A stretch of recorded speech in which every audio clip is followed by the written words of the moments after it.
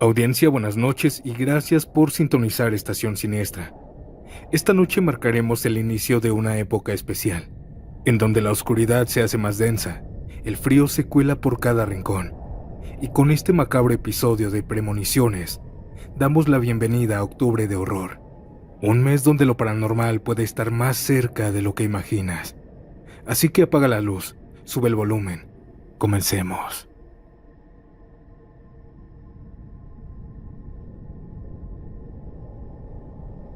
Hoy quiero contarles 5 cosas que viví de niño y que hasta el día de hoy me cuesta trabajo creer. No sé si fue casualidad o realmente tiene que ver con la muerte, pero cada vez que lo recuerdo se me enchina la piel. Crecí en un pequeño pueblo en Chiapas llamado Sinacatán. En ese entonces, un lugar rodeado de montañas, cafetales y caminos de tierra que se volvían lodo con la lluvia. Ahí vivíamos con mi abuelita en una casa sencilla de adobe y techo de lámina. No éramos muchos, mis padres, mis 3 hermanos, mis abuelos y yo. A pesar de la pobreza, recuerdo esos años con cariño. El olor a pan con café por las noches era fundamental. También jugaba a las escondidas con mis amigos. El sonido de las campanas de la iglesia a las 6. Pero había algo que siempre me dio miedo. Desde que tengo memoria, el canto del tecolote. En el pueblo existía un dicho que todos repiten con respeto y miedo. Cuando el tecolote canta, el alma se levanta, o el indio muere. Nadie sabía exactamente de dónde venía esa frase, pero todos la tomaban muy en serio. Según contaban los mayores, el tecolote, un ave nocturna parecida a un búho, anunciaba la muerte. Pero no cualquier canto. Cuando se anunciaba era un canto muy diferente al natural que hacían. No era algo que se dijera por superstición nada más, pues muchas veces cuando uno de ellos cantaba cerca de alguna casa, en cuestión de días alguien fallecía. Frente a la casa de mi abuela habían 3 árboles enormes. Yo siempre los miraba con respeto porque ahí en la punta de uno de ellos se posaba siempre un tecolote. La primera vez que lo escuché tenía unos 9 años. Era de noche, como las 8. Mi abuela estaba rezando el rosario y de pronto, un canto largo y profundo se escuchó desde el árbol más alto. Todos se miraron en silencio. Nadie dijo nada, pero mi abuela murmuró: «Ya cantó, alguien se va a ir». Pasaron 3 días y la noticia llegó. Un vecino que vivía a varias casas de distancia había muerto repentinamente. Yo no entendía del todo, pero sentí miedo. La segunda vez fue más extraña.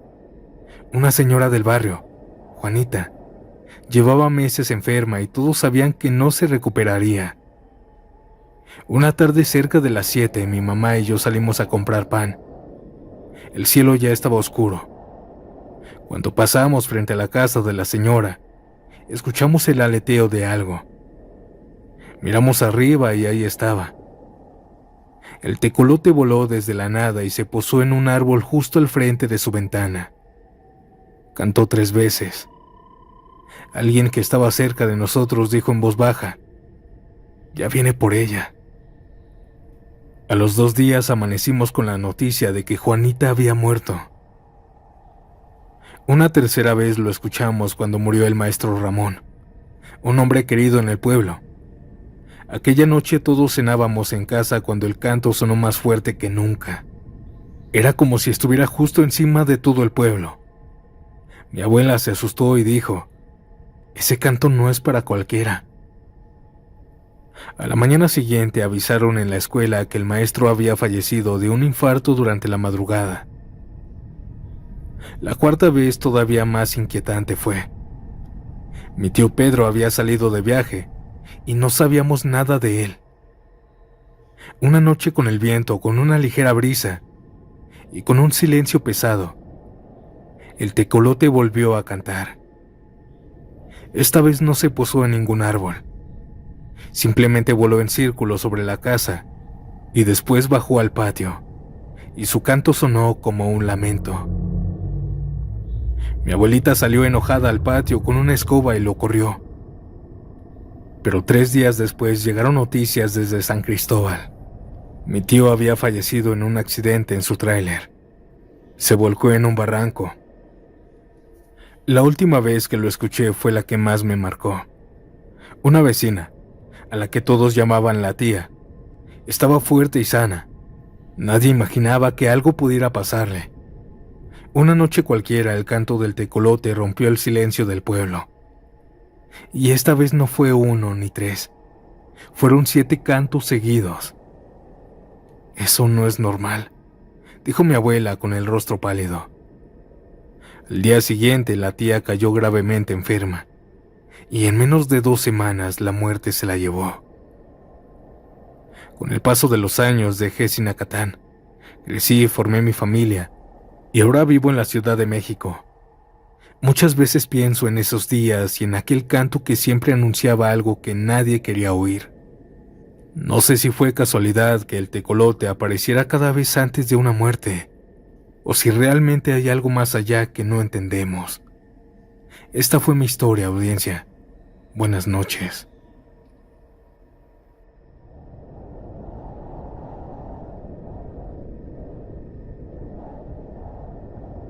Me llamo Julián. Tengo 30 años y vivo en un pequeño pueblo de España llamado Villafranca del Bierzo, en la provincia de León. Nunca he sido mucho de creer en cosas paranormales. Siempre fui de lo que buscaban explicaciones lógicas a todo. Hasta que algo que viví en mis 20s me hizo dudar de todo lo que pensaba sobre la muerte. En aquella época tenía un mejor amigo llamado Álvaro. Éramos inseparables. Salíamos casi todos los fines de semana, bebíamos, reíamos y hablábamos de todo. Éramos como hermanos. Nos conocimos en el instituto y desde entonces hicimos una conexión increíble.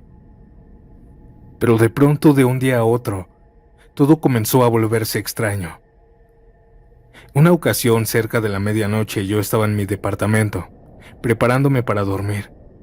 Vivía solo en un pequeño piso. Este mismo tenía una ventana que daba hacia la calle. Yo ya estaba medio dormido cuando escuché 3 golpecitos suaves en el cristal. Pensé que era el viento o alguna rama, pero cuando abrí los ojos vi a Álvaro asomándose por la ventana. Se estaba riendo, con esa sonrisa suya de siempre. Me levanté sorprendido, incluso emocionado, porque no habíamos quedado esa noche. ¿Qué haces aquí?, le dije entre risa mientras yo iba a abrir la puerta. Pero cuando abrí la puerta ya no había nadie en la calle. Miré hacia ambos lados buscándolo y estaba completamente desierta. Pensé que tal vez me estaba haciendo una broma. Al día siguiente nos vimos como siempre. Le conté lo que había pasado y él se echó a reír. Me dijo que él no había salido de la casa y menos a esa hora. Le estuve diciendo que yo lo había visto, que estaba en mi ventana, pero se aferraba que no, que le preguntara a su hermana si no le creía. No insistí más, pero me quedé con una sensación rara. Pasaron algunos días y un domingo que tenía libre decidí ir al cementerio a dejar unas flores a Claudia, una amiga de la infancia que había fallecido de niña. Era una costumbre que mantenía cada cierto tiempo. El cementerio de Villafranca está algo grande y yo estaba hasta el fondo. Desde donde yo estaba podía verse casi todo. Mientras yo estaba acomodando las rosas en la tumba y la limpiaba, levanté la vista y entonces fue que lo vi. Álvaro estaba caminando lentamente por la parte delantera del campo santo. Estaba con las manos rozando las lápidas a ambos lados. Parecía tranquilo, como jugando, con la mirada fija hacia el frente. Me quedé paralizado, pensé que quizá había ido a visitar a algún familiar sin decirme nada. Silbé con el silbido que siempre usábamos desde adolescentes, un sonido que solo nosotros entendíamos, pero no reaccionó. No se detuvo. Simplemente siguió caminando hasta salir por la puerta principal del cementerio. Corrí detrás de él. Tenía que alcanzarlo, tenía que saber por qué se comportaba de esa manera. Pero cuando salí a la calle ya no estaba en ningún lado. Caminé por las calles cercanas buscándolo, pero nada. Era como si se lo hubiera tragado la tierra. Así que fui directamente a su casa. Me abrió la puerta su hermana, que me saludó con una sonrisa. Le pregunté que dónde estaba Álvaro y me dijo que estaba en la sala, que pasara a verlo. Lo vi ahí, sentado en el sofá como si nada, con la misma ropa que yo había visto cuando estábamos en el cementerio. Sentí un escalofrío recorrerme todo el cuerpo. ¿Por qué no me esperaste en el panteón?, le pregunté. ¿Qué dices?, respondió confundido. No he salido de casa en todo el día. Yo me reí pensando que me estaba bromeando otra vez, pero su hermana confirmó sus palabras. Me dijo que toda la mañana había estado ahí y que no había salido a ningún lado. Yo sabía lo que había visto. Era él, era imposible confundirlo. Aún así preferí no discutir. Me quedé con él hasta tarde, hablamos de todo, nos reímos como siempre y pedimos pizza. Esa fue la última vez que lo vi con vida. 2 días después recibí la noticia más dura de mi vida. Álvaro había tenido un accidente en el trabajo. Se había resbalado y cayó desde un 3er piso. Murió en el acto. Cuando me lo dijeron, el mundo se me vino abajo. Pero lo que más me perturbó fue recordar aquella noche en que lo vi en mi ventana y aquel día del cementerio. A veces pienso que fue una especie de aviso, una despedida anticipada que su alma intentó darme sin que él mismo lo supiera.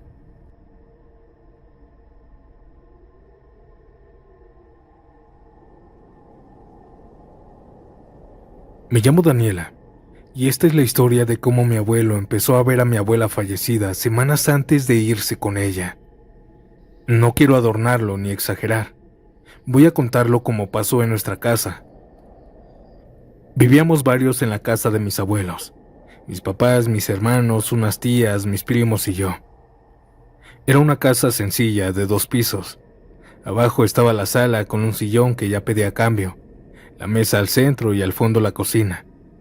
Arriba varios cuartos, al igual que en el patio. Mi abuelo dormía en el de abajo, en la esquina. Desde que murió mi abuela, ese cuarto se volvió más silencioso. Mi abuelo durante ese año cayó un poco en depresión.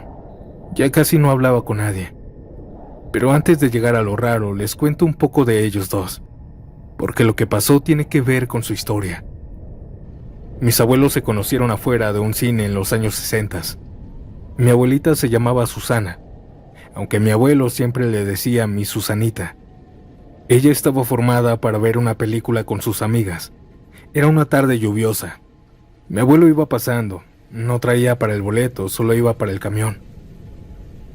La lluvia se soltó con ganas y él se acercó con un paraguas medio roto. «La tapo tantito en lo que pasa», le dijo. Ella se rió y le contestó que muchas gracias, que era un caballero. Él se quedó como menso con el paraguas en alto mientras la veía. No entraron al cine ese día. Se quedaron platicando bajo el toldo de una tienda hasta que paró la lluvia. A la semana siguiente la fue a buscar con un clavel rojo a su trabajo. Bailaron en la feria de San Miguel una canción que después sería como suya. Mi abuelo siempre dijo que era de la época de cuando la música se bailaba pegadito. Una canción de los 50. Se casaron muy jóvenes y duraron 60 años juntos. Mi abuelo jamás le levantó la mano. Eso lo repito con orgullo, porque él mismo lo decía cuando yo era niña. A la mujer se le habla bonito. Si no puedo con mis corajes, me salgo a dar la vuelta. Y así era. Mi abuela murió un año antes de lo que yo voy a contar. Los últimos meses de ella fueron pesados.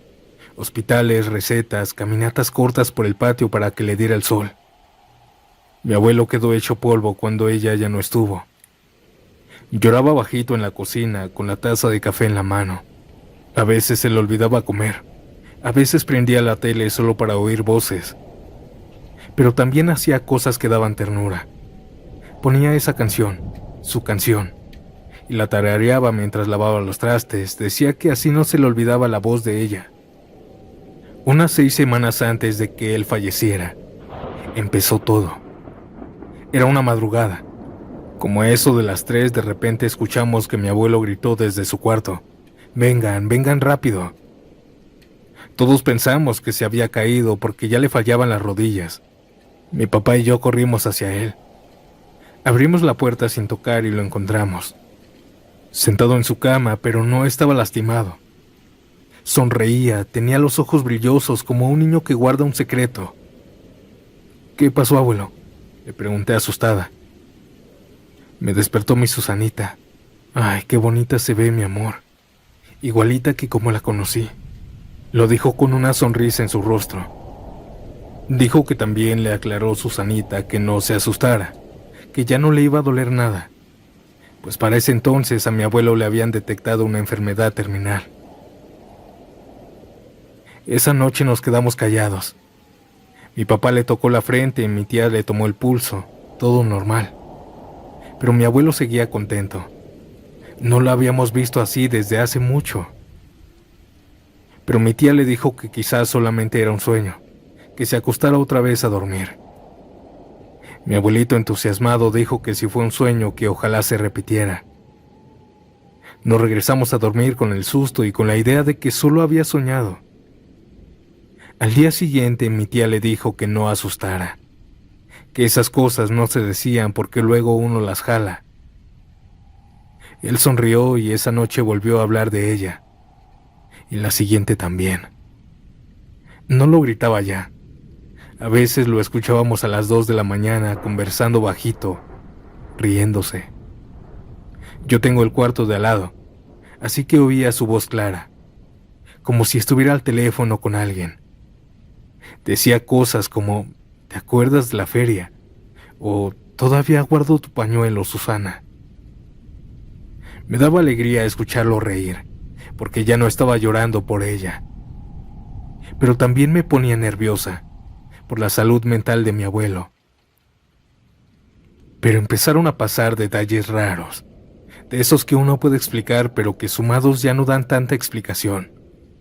Por ejemplo, de pronto la casa olía a rosas, no siempre, de repente, pero siempre era en el cuarto de mi abuelo.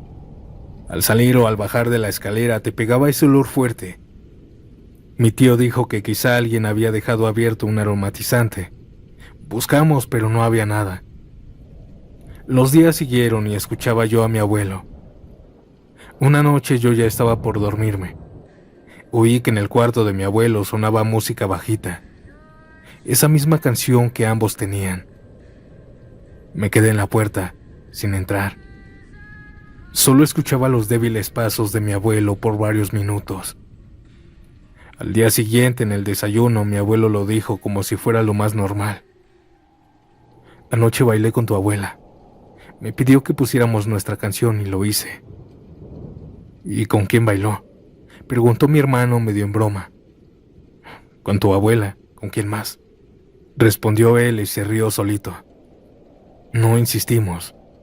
Mi papá, preocupado, lo llevó al doctor.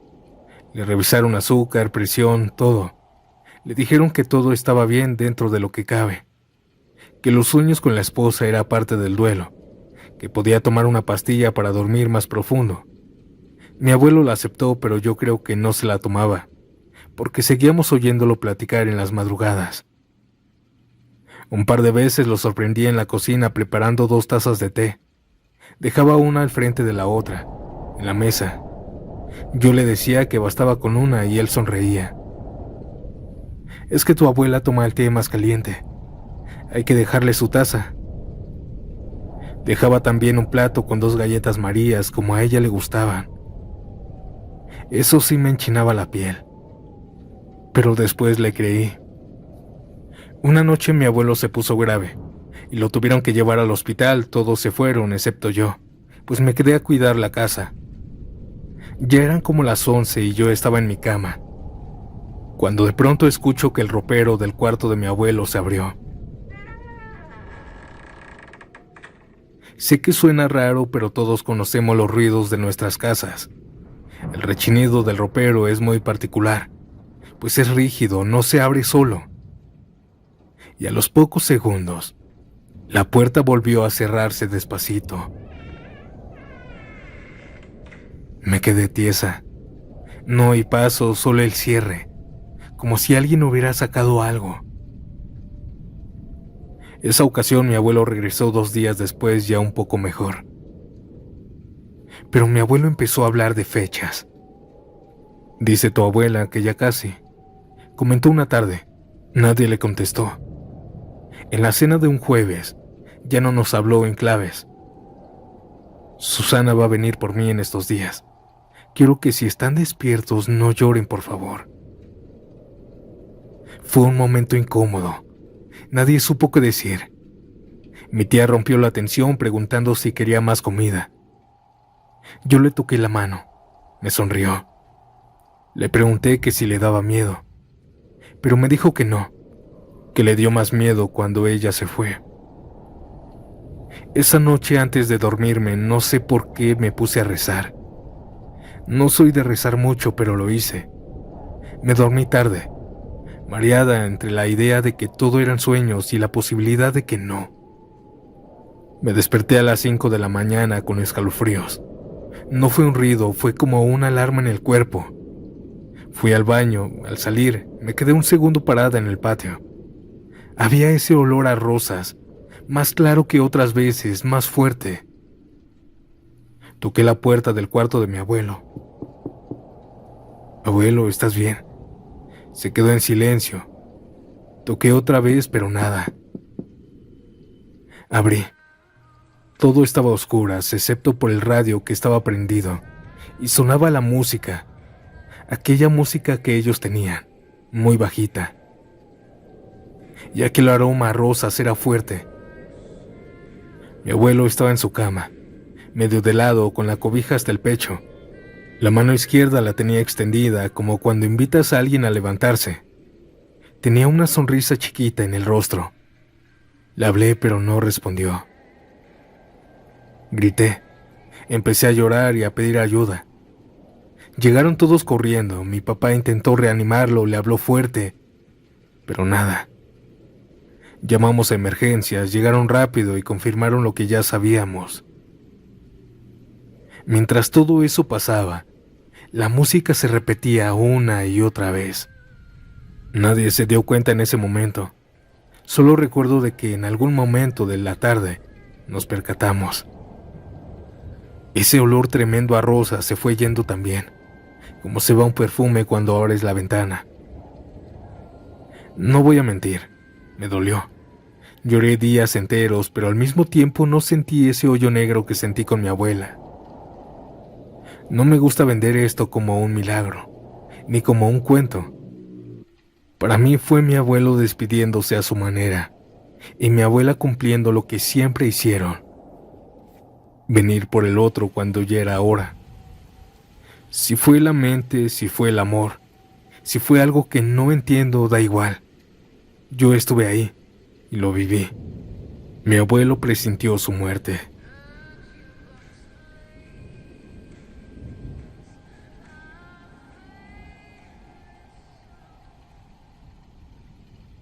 Me llamo Rodrigo, y esta es una historia que todavía después de tantos años me cuesta contar sin que se me haga un nudo en la garganta. Tiene que ver con mi papá, con su partida, y con algo que comenzó mucho antes de que él muriera. Mi papá se llamaba Esteban. Era un hombre tranquilo, callado y muy devoto de Dios. Le gustaba levantarse temprano a regar sus plantas, leer libros, tomar café, sentarse en el patio a ver pasar la tarde, pues él ya estaba pensionado. No hablaba mucho de sus emociones, pero se notaba que siempre pensaba en todo con calma. Unos 2 meses antes de que falleciera, empezó a contarme de un sueño extraño. Al principio no le di importancia porque pensé que era solo eso, un sueño. Pero después lo mencionaba cada mañana, como si lo hubiera vivido de verdad.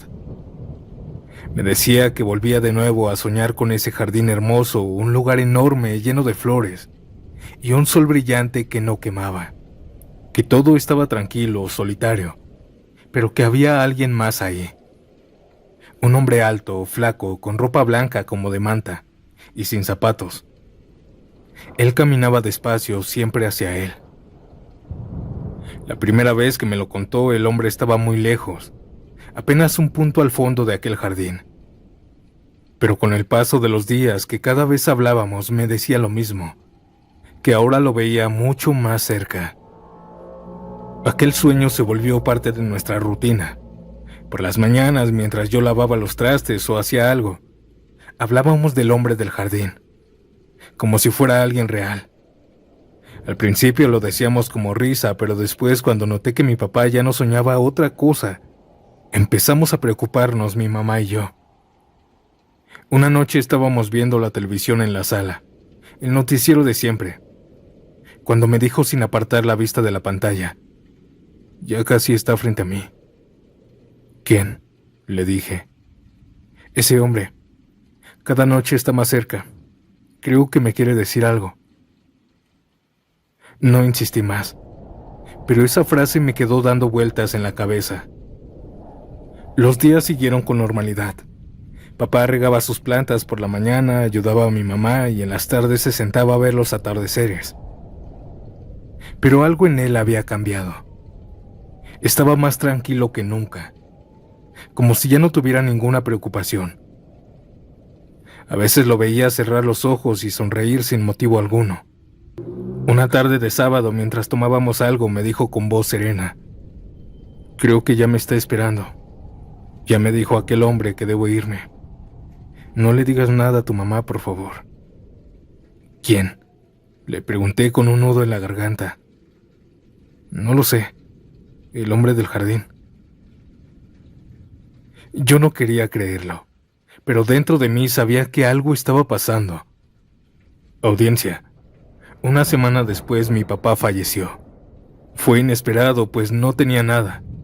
En el hospital pusieron que fue por algo cardiovascular, pero fue una muerte tranquila, sin dolor, como si simplemente hubiera seguido caminando en ese jardín del que tanto hablaba. Después de su partida, la casa cambió. Al principio pensamos que era nuestra imaginación, que todo era parte del duelo. Pero lo que ocurrió la primera semana fue demasiado real. La primera noche, cerca de las 12, escuchamos pasos en la azotea. Al principio suaves, luego más firmes, como si alguien caminara de un lado a otro con calma. Mi hermano subió, pero no encontró nada, ni señales de que alguien hubiera estado ahí. 2 días después los ruidos se intensificaron. Ya no eran pasos, sino como muebles arrastrándose. Sonaba como si alguien moviera cosas pesadas sobre nuestra casa. Corrimos todos escaleras arriba pensando que era un ladrón, pero la azotea estaba vacía. La tercera noche fue la más aterradora. Tocaron la puerta principal con golpes secos y fuertes en la madrugada, como si le estuvieran dando patadas al zaguán. Corrimos a abrir pensando que era alguna emergencia, pero la calle estaba vacía, completamente silenciosa. No había autos, no habían personas, nada.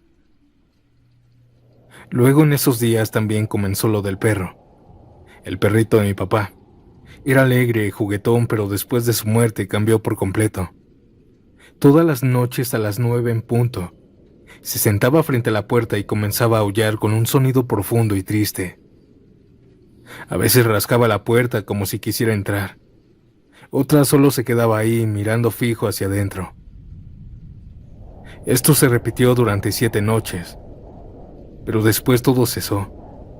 Los pasos, los golpes, los muebles arrastrándose y el aullido del perro.